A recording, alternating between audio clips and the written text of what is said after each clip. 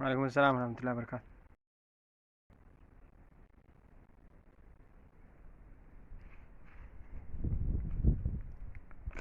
वालेकुम अस्सलाम।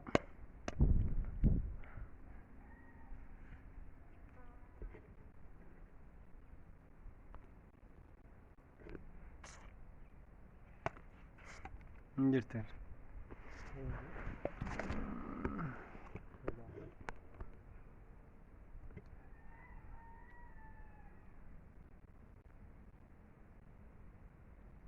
har abooda ulaannatti ergatu kun maali? Waalaikum salaam warahmatullahi. Uyi nama 19 ergateera. Maalish tokko galila. Marfee akkamitti maaliif akkatti? Maal jettu?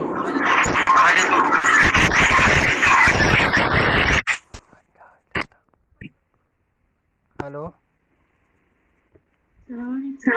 Waalaikum salaam warahmatullahi wabarakatuh. Nagalchi lubbu.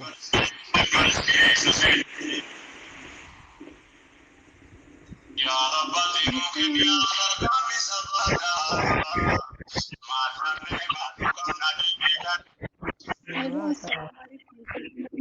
Waalaikum assalam warahmatullahi wabarakatuh. Ribar Risat.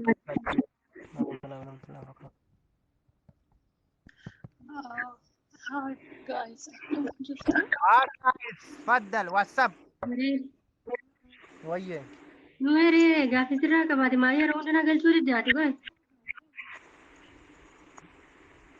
carraadha amma carraa keetti fayyadame jabaadhu. Bare naan yeroo kee argee beektan galchuu keeyyu. Nambarleesse amma iyyuu galchuun dii. Edee tokko marra lama maaliif? Jabaadhu dhaamsa kee dhaammadhu bayi namni nama daawwachuun dhufu beektaa jechuun yaa dhufee bakka yaaduma himatee ba'u. Edee garuun barbaade beektaa yeroo diiniin nuti maaliifii guddaa Eenyuun ni banaa? viidiyoo jalatti waraabde jedhu sanaa. Viidiyoo maali? Diiniin yeroo deebiin viidiyoo jalatti waraabde gurbaa wajjin akkanaaf hodhaa mi'aamni jedhe sana jechuudha. Ati jara akkasii ijoolleen dhiiraa akkasii hin jennaan jechuudha. Wallahi duddubbatti tokko illee hin deemne jechuudha. Jara akkasii maaliif? Jara jimsii qullaa ilaalanii baran. Jara hudduu jara duddubbee jara ilaalanii baran. Jara mataa duddubbee jara ilaalanii baran ilaalanii irraa afur dadhabaniiti dhiisi waan akkasii yaraaranii malee jechuudha. Tokko jechuudha. Wanti itti duddubeetti tokko illee deebitu hin jiru. Wallahi laazim. Eega sila kutatteetti kaate jechuudha. Rabbiin irratti si haa gargaaru. Rabbiin waan itti yaadde muraada siif haa guutu inshaallah. Kanaafuu jechuudha. Waan itti hojjete rabbi muraada keessa guutuu namallee hojjetee kan irratti ittiin hojjetee argatu rabbi si haa taasisu namallee akiraatti ittiin milkaa'u rabbi si haa taasisu inshaallah. Kanaaf iyyuu ati sheeka jechuudha. Sheeka akkuma gaafa deengade feesbuuk irratti si seensisanii gaafadhu yaani amma musliimaa irratti kiristaana irratti yaani amma beektaa dhugaa dubbachuuf amma ta'e sirraa'eera alhamdulillah tokkiin kunillee duraanii kiristaanii musliimnis adda baafamuu hin jiru surreedhaan dhufa hundinuu waan ta'eef wanti itti gaafatamaan musliima kiristaana irratti yoo waraabame hin ta'amoo hin ta'u jedhii gaafadhu sheekaati. Yaani nama mataa namni kun beektaa jarree akkanas jedhanu kana jara akkanaa irratti maalii waraabda maalii akkana jedhanu jettee mata sammuu kan kee jechuudha sheeka gaafadhu namni jechuudha hundi sammuun tokko miti waan ta'eef.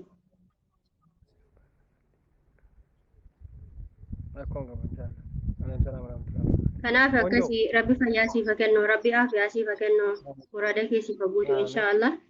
Rabbiillee shortaa sirraa haa qabu nama gammachuudhaan gara haadha keetiitti maatii keetiitti deebi'u rabbi isaa haa taasisu obboleessa koo. Amiin.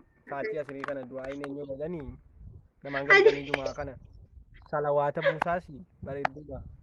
Salloo alanna beera. Allah wasal. Wallahi. Asiriidha. Faatii jumaa jedhan ani jumaa asirii booda yeroo du'aa hin qeebalamu jirtidha. Era nu abuus. Nagashi yalla. Qonjoon Inshaallah. Kanaafuu iyyuu bakka jamaadhu bakka rabbi si haa gargaaru obboleessa koo. Ba'umoo nama galfadhu kaa irraan ba'a yoo tukiin kee nama moo nama galfadhu kaa egaa nama ba'a moo hin hojjeta yoo bahe. Nama cimaa wayi dhufe Amala tukii keetii bareera waan ta'eef kaa inshaallah. Hunoo galeera baay'ama. Nadhiituu fi gama keessaa. Dhiitamtee. Aloo Amaamad. Aloo. Aloo. Muhammad. Tunu Mary. Wallahi jira maan nagaamu. Assalamu alaikum. Waalaikum assalam warahmatullahi wabarakatuh. Akkam. Jirra wallahi galata saa maal sagaleen ko akka gaariin so iyyeen dubbachaa jira akkamitti irra dhaga'uu dhabda yaa doktora. Yaa doktora. Doktorummaan keessan kun nama dubbi dhukkubu, nama miilli dhukkubu, nama mataan dhukkubu ta'a kun hundamoo ijoolluma dudduuba qofa mul'isan uffadhaa uffatinaa jechuu qofa irratti hojjeta waan kana adda baafachuu barbaade. Warra bakkee kaa'u sirbu bichee fayyada.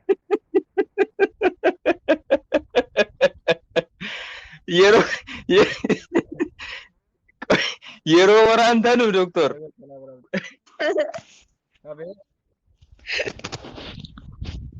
Numeri. Dhagaan jira. Yeroo waraantu kana fakkeenyaaf doktorri yeroo nama waraanu jalqaba nama sukkuume akka nama dhukkubne waan akkasii goggodhee kee nama waraana. Isin immoo kallattiidhumaan gara waraansaatti isintu akka munti kun.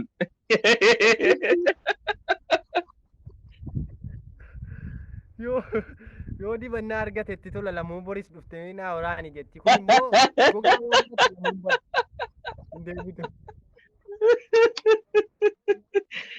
Ay dikka bar dogo bagaggaranii jechuudha isin dhiituu danda'uu jedheetanii bar. Isa waa dibannaa abbaa giddii bira dhaqanu.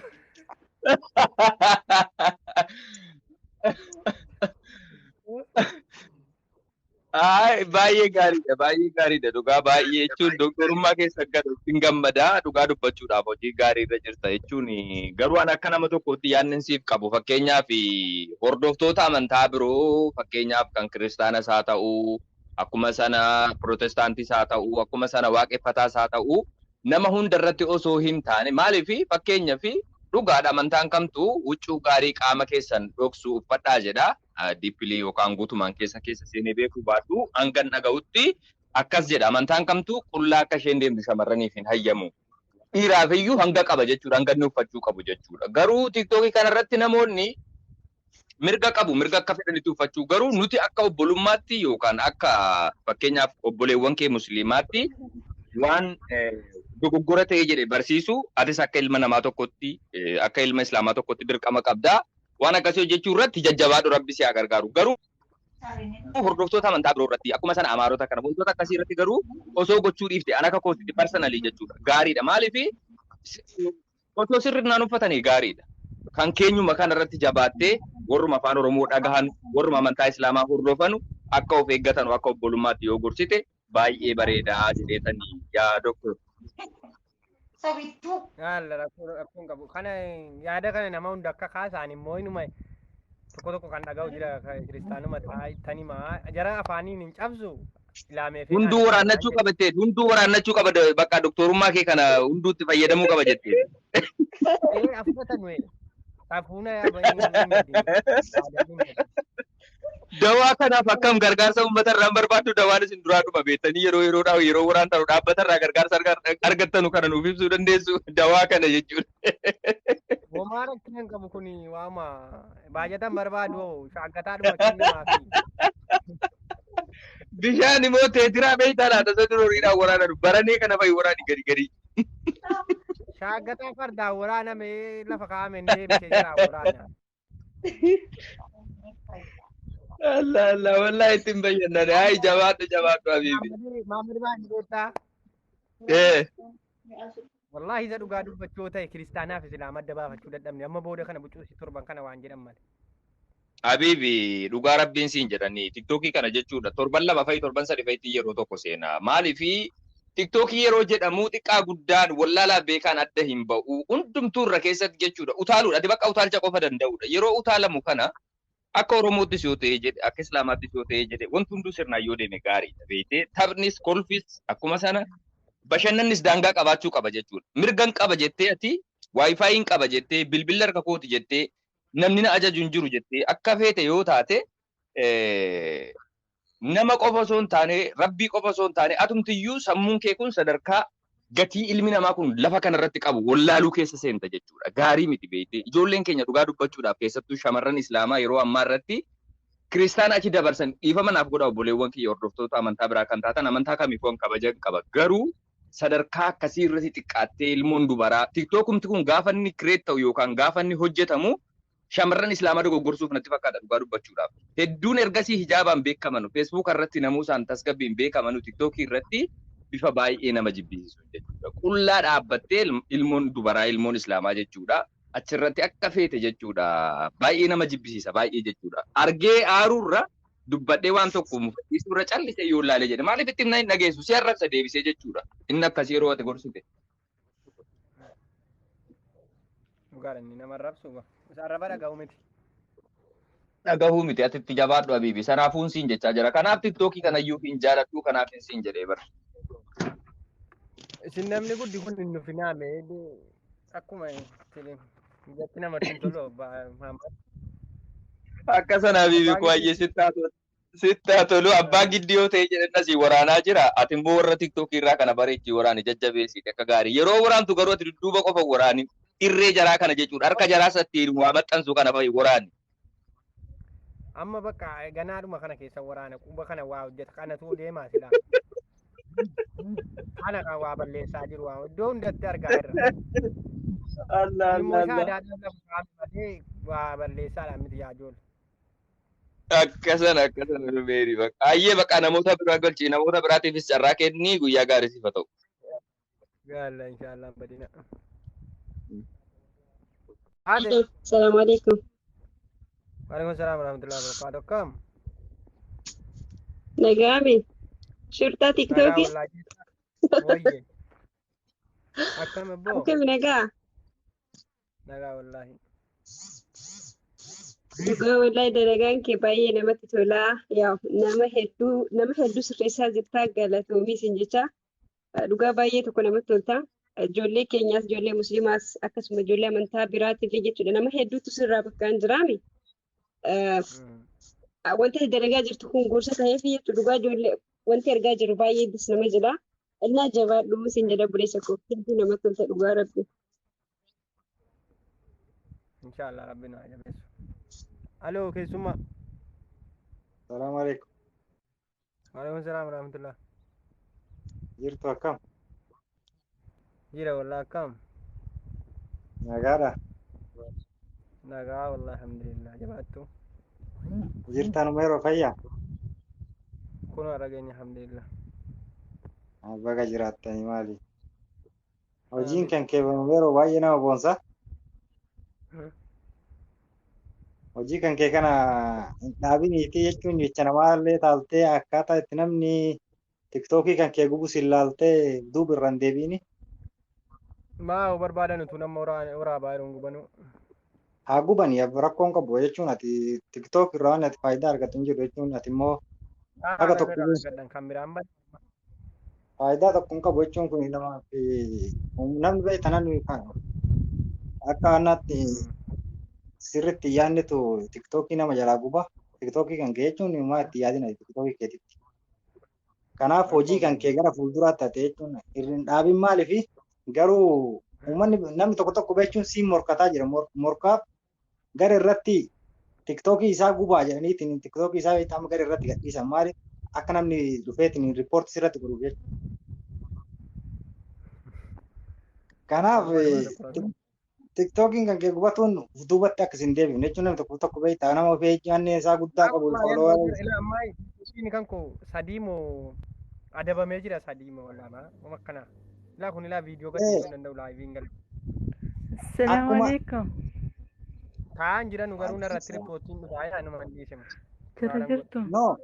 Har'a yoo riippoortii irratti godhaniitiin kasirraa gubanis taate borga nama gadee bisii ka biraa banadhu maaliif hojiin kan kee dhaabbatu hin qabu.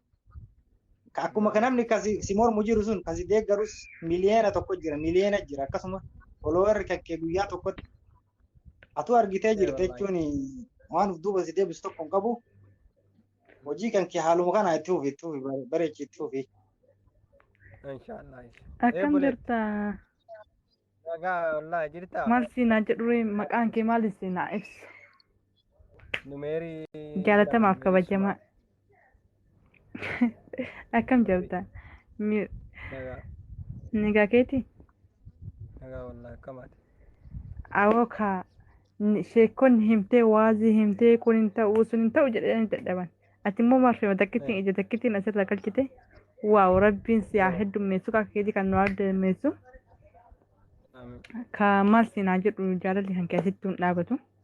Rabbiin birallee ajrii qabda nama birallee galata qabda siin jedha. Ajriin kan kee guddaa isaati. Maaliif yoo jette ajriin kan kee nama kan zambii isarraa wanta hin taane irraa oorkuu isaati irratti hedduu takka namatti tola. Galatoomii galateeffannaa hedduu takka siin jedha. Toorri kun dura ji'a tokkoon duratti waan argu daansii bichaan lukuuti. Amma immoo yoo irra deebi'u ji'a tokkoon asitti hedduu takka ciccee. Hunduu si sodaatetti malee rabbiin kan sodaate hin jiru beektaa nama sodaate. Itti fufii kaayyoo kan kee duddu duubatti deebi. Abirii keessan sodaadhaa jira. Namni wanti nama godhu hin jiru. Adda afaanii wal cabsina. Asitti namni olii waa godhu hin jiru. Gariin komeetti si barreessee kaan jedha. Maaliif ati immoo kaayyoo kan keetti fufii duddu duubatti hin deebi'ini. Si harkallee guban fooloon si duddu duuba jirraa siin jedha. Abdii takkan kutiin bakkee feete yoo dhufte taate. Ishi hin sodaatin nama tokkollee. Si jajjabeessinaa si bira jirra. Nutis ilmoo musliimati.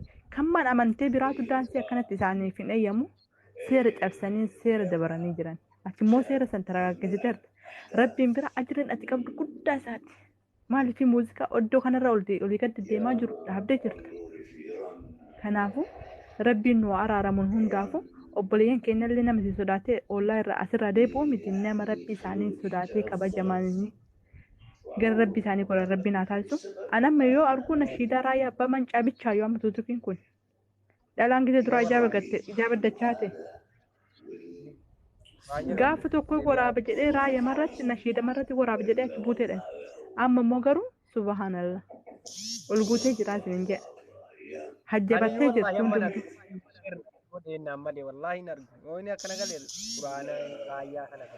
Maa muuziqaa takka yoo agarru si duuba dhagarraa yaaki. Muuziqaa argee yoo jedhee akkana dhufte. Amma ijoolleen immoo waan arge walirratti hidhanii amma waan adda addaa godhu kanaan hin naqe argama taagii waan irratti waan akkanaatiin hin argaman hin argu.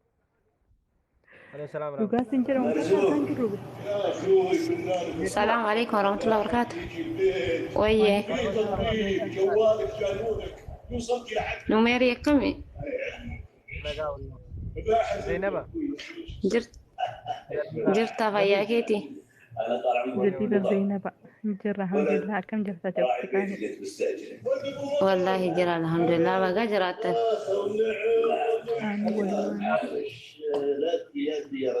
ما لي رجرتان كان جرو النمير جديد شوفي كان انا ما جيت علشان التجاره ما ايه سويت ها نسبي وارد مستثمر من الرجال اي مبسوط يا حبيبي والله وانتو وجهكم نبرة تلفزيون نبرة زرقاء ها أمو Kali kabun dan itu? أمو كبيرة نجامو Aman naga macam.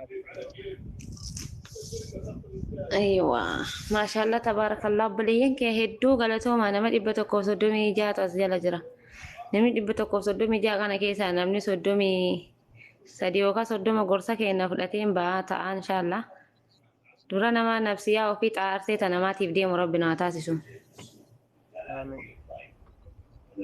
إيه والله نميري كنا سل ربين أمري جباتهن ده 6000 بسو إجانا ما ربين سياهم بسو Amin. jabaadhu qeerroo keenya qacaalee reef lafa dhufaa jirtu akka keeti rabbiin nuuf haa baay'isu obboleeyyan isinillee hunda kennaa nama qajeeloo rabbiin nuuf haa taasisu nama sodaa osoo hin taane rabbi keessan sodaa waan badduu dhiisuu qabna raayyaa fi nashiidaa adda addaa waraabuun bichaan faayidaa hin qabu itti fayyadamuu qabna. jabaadhaa numeerri jajjabeessaa irratti Waalaikum assalam warahmatullahi wabarakatuh. Ya Muhammad. Ya dokter, Wayye. Jirtu. Jira wallahi. Awoo baguma jiraata gaa rabbi umrii sinaa dheeressu fayyaa isinitti haa kennu. Amen. Amen. Wallahi nuuf jiraadha kaa nuuf jiraadha yoo duraa baay'ee rakkanne yoo duraa qorra kana baay'ee rakkanne amma baga nuu dhuften. Rabbiin isin nuuf buusi. TikTok illee magaalaa TikTok illee nagaatti nu dabarse. Aboo nuuf jiraadha kaa ofii naannoon nagahuma isin qabdii isin nagahuma keechani. Namni waa isin tuttuqu hin jiru. Injiru nagaadha.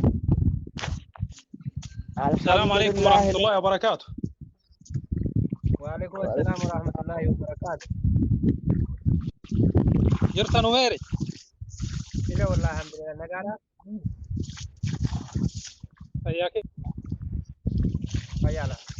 يا كم؟ نقارا والله الحمد لله. نقارين كي نقاما؟ إيه نقام. اوكي nama 123 jara jira walaloo ijoollee keenya kana dhaamsa taatu hundi keessan gurra qalbiitiin na dhaggeeffadha. Screenshot godhaa abbaa barbaadan. Kophaa. Ati bishaan eenyu godhin kaa keerroo. Sheer godhaa amma gala. Walaloo. Ayyee jira. Inni dhagaama mi'uu dhagaama ee jira. Nagama idhaa lakkoofsa xaaxaa. Nama tokko numeer nama tokko qofa dhiisi akka shabakaan waan hin jenneef ha. Kala.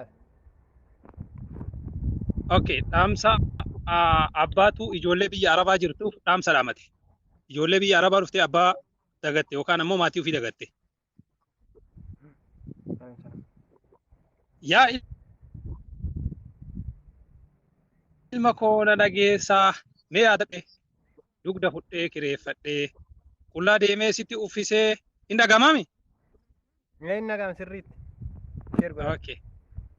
Yaa ilma koo na dhageessaa mee yaadadhu isa kaleessaa ganda jooree liqeeffadhee dugda fudhee kireeffadhee qullaa deemee sitti uffisee fuunca'eensi guddisee warraa fi hongee waxalamee cabee lafatti dabalamee qotee ciree haamee dhahee fooniin dhumee lafee ta'ee daalachaa'ee bifa fixee gaara ba'ee kattaalixee rakkina koon borsitti obsa jedhee jooraa dafqa cobsaa dhiiga yaaddootiin of jiisee gidirfamee si barsiise nama si gochuuf dhabee deegee naaf dhaabbatta se'een eegee ati garuu korma namaa na dagattee daguu hamaa hojii bultiin liqinfamtee akka gumaa fagootti haftee imaanaa nyaattee akka hattuu na hin gaafattuu na hin barbaaddu. Cabee meeladhee koo hin beeytu.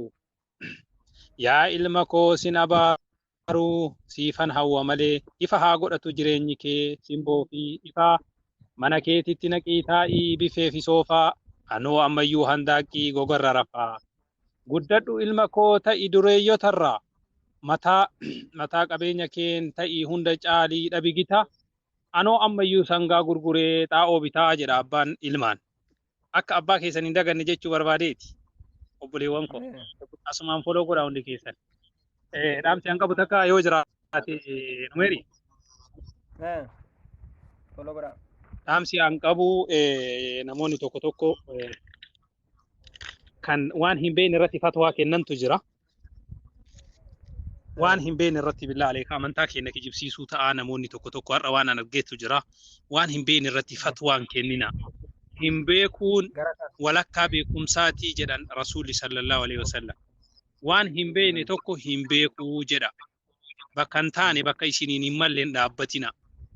Diiniin bakka waan beekumsarra gad dhaabate waan calli jedhanii ta'uun oolu jedhanii namaa deebisanii miti.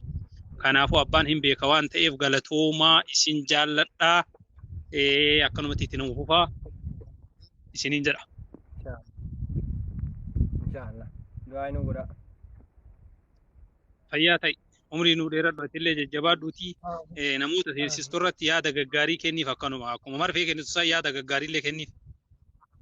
Wallahi inshaallah salawaata.